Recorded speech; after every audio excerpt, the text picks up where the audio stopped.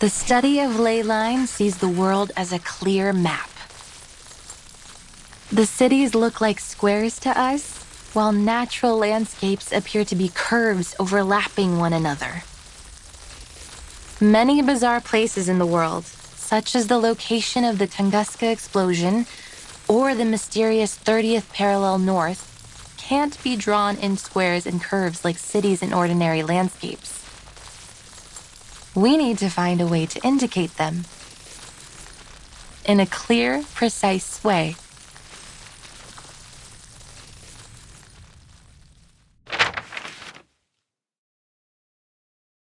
It's a maze. Well, it is the ley line map of a city, but you are right.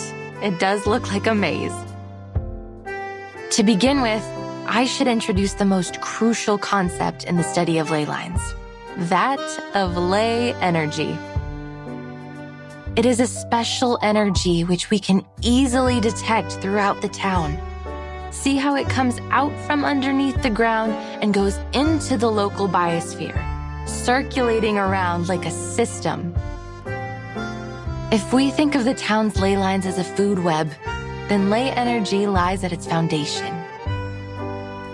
Like how big fish eat small fish, and small fish eat even smaller fish.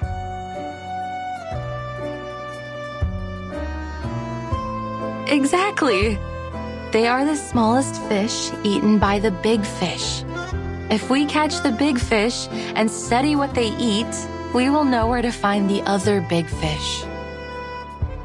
And the ley energy, when the big fish die and break down, the small fish will go back to where they first came from. The circulation goes on and on. You've put it very well, Miss Winsong. Like the rainwater that comes from the ocean to the rivers and returns back to the ocean.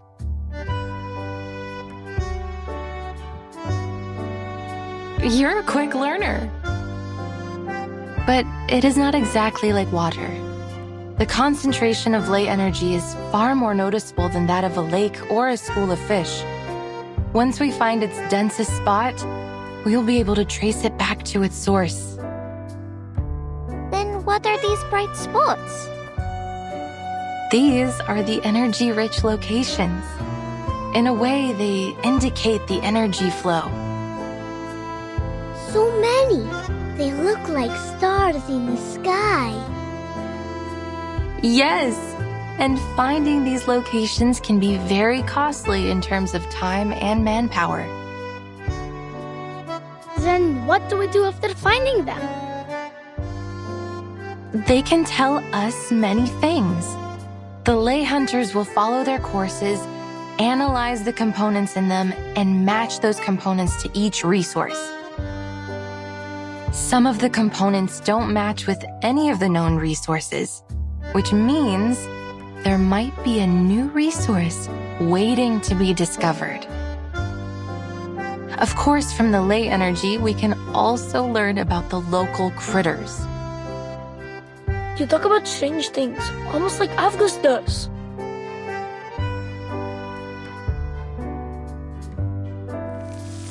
These are just lines. Like dancing earthworms. They wriggle, they twist, they're having fun. Jumping on the waves, then into the little boxes, and back into the little balls. Great, we have 2 of them now.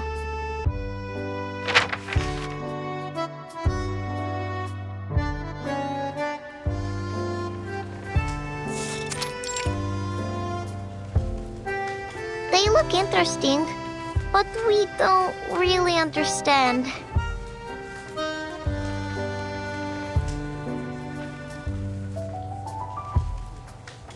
Cheer up, kids. It's not finished yet. Ley line cartography is complicated. It takes the efforts of many ley hunters working together, investigating the area, even braving dangerous and forbidden places. To this day, we've never been able to finish a completed lay energy map.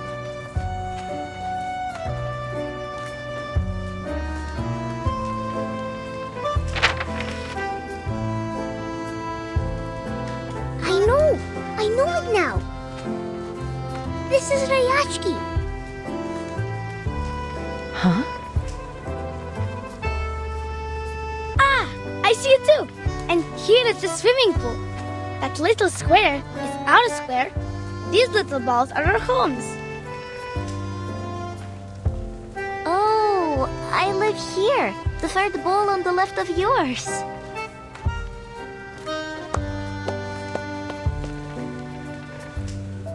You're very bright, August. This is the lay energy map of Rayashki. But Miss Rinsong, why are you mapping the energy of our town? Have you found any secrets that we don't know? Children, right now you can only see what's above the ground. But there is even more lay energy beneath the ground.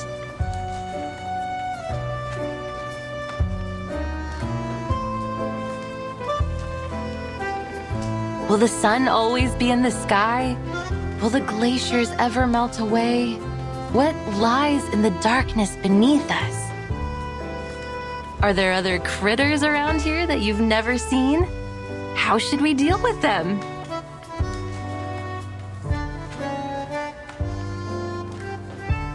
I heard once that there were many strange footprints next to the school windows.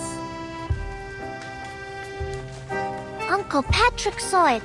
A monster with 6 legs, and each one has spikes. That must be a kikirn, a small-sized Canidae critter, mostly seen in cold areas.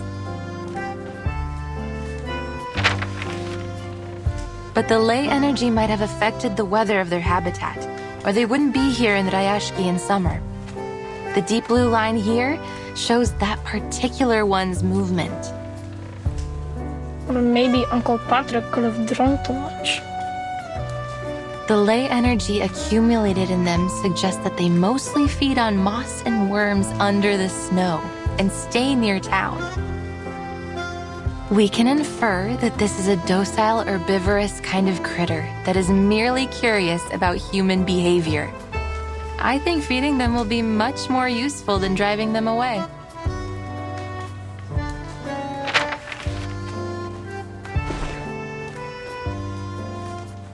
Since these critters began to overrun the area, the defense team has encountered many new creatures. I can feel there is something strange about them, but I can't yet understand the differences. You provided a different angle on the situation, Miss Winsong. I believe it would help the defense team greatly.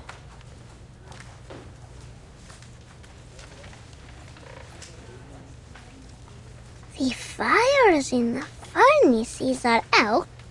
The bees and kites dance around the barn. White mosses on the wall. Oh, storms will fall down from the sky. Huh?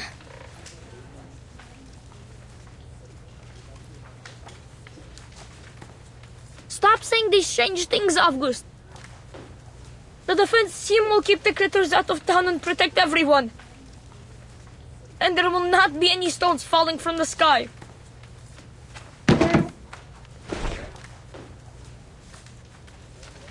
Is everything all right, Piotr? Yeah, you're lying. Rayashki is safe. It will be our home forever. I hate to tell you this, kid, but what Avgust just said could be right. I have the same feeling that the good weather here won't last too long.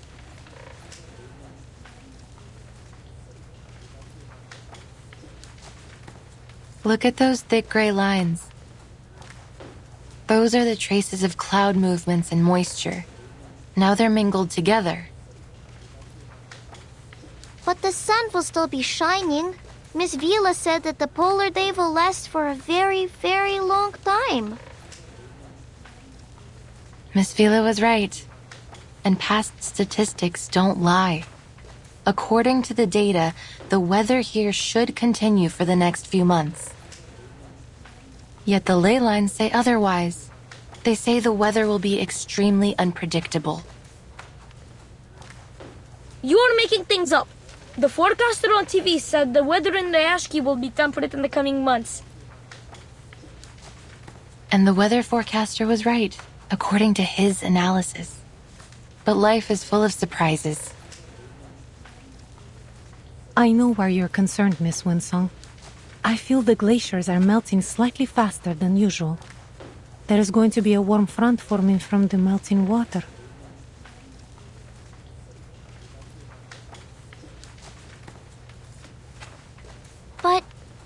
But will there really be stones falling from the sky? I can't say anything for certain just yet, kid. All I have is this incomplete map. And as you can see, many sources of the marks and traces haven't been located, which means we can't come up with a precise calculation. But there's no question that Rayashki will soon face many challenges. The weather could become much worse. The environment might change. Maybe some unknown critters might turn up.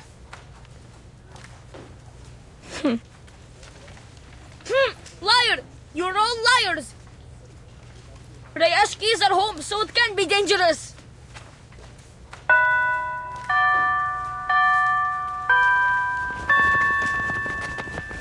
Piotr, you can't fly if your feathers get wet.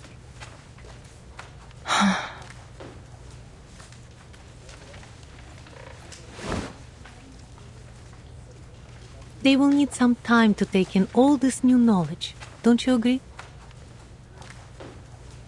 I thought I could handle all their questions. I think I made things worse. Sorry. Have faith in them. They will come around.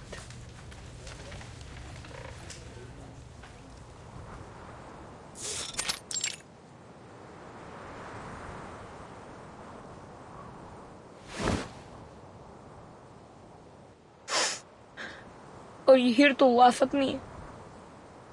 All these stories of monsters and falling stones, they aren't good at all. I overheard Mr. Evgeny talking. He said the town has so many problems, and soon what some people think will decide our future. If people believe in those terrible stories, maybe they will be scared and they won't come back to Rayashki. Our town will be forgotten. But I wasn't lying.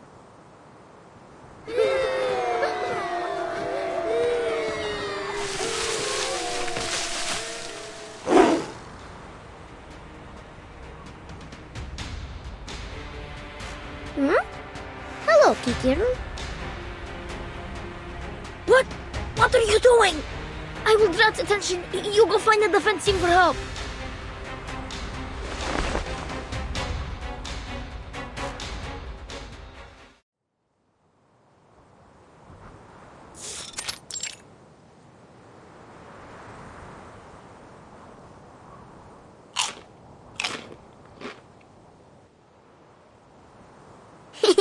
It's itchy.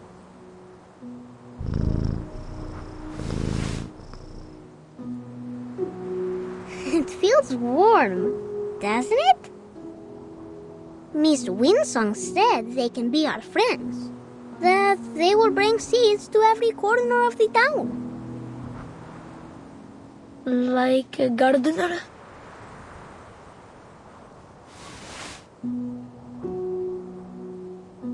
Yes. Go plant more sunflowers, Kikirn.